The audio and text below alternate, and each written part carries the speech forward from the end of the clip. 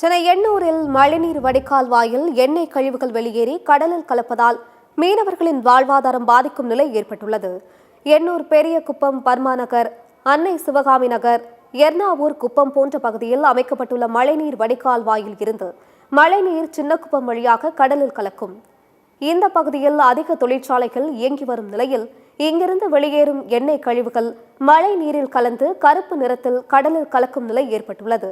இதனால் கடல் மாசடைந்து மீன்வளம் பாதிக்கும் என மீனவர்கள் அச்சத்தில் உள்ளனர்.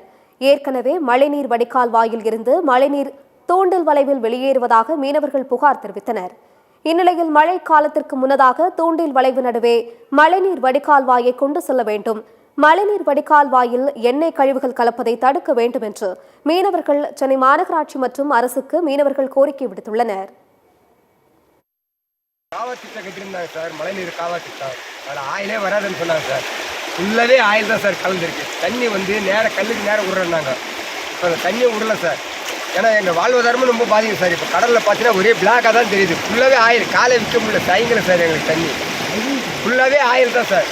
எங்களுக்கு இப்படியே போச்சுன்னா எங்களுக்கு ரொம்ப வாழ்வாதாரம் பார்த்தீங்கன்னா கவர்மெண்ட்டுக்கு நாங்கள் லெட்டரும் கொடுத்துருக்கோம்.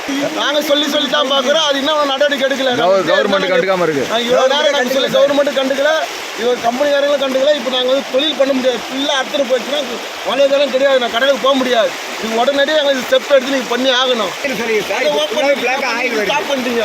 யார் பண்ணுறது? இது நிறைய ஆயில் தான் சார். எங்களுக்கு நிற்கிறதுக்கே 60 ரூபாய் இருக்குது தண்ணியில் நிற்கிறதுக்கே. பாருங்கள், நீங்களே தண்ணியை பாருங்கள் எப்படி கொதிக்க போகுது. மழையை காட்டுங்க, கொதிக்க போகிறது மழையை பாருங்கள். இடிஞ்சு கொட்டினா இது எப்படி இது எல்லாம் அடுத்துட்டு போச்சுன்னா கடலுக்கு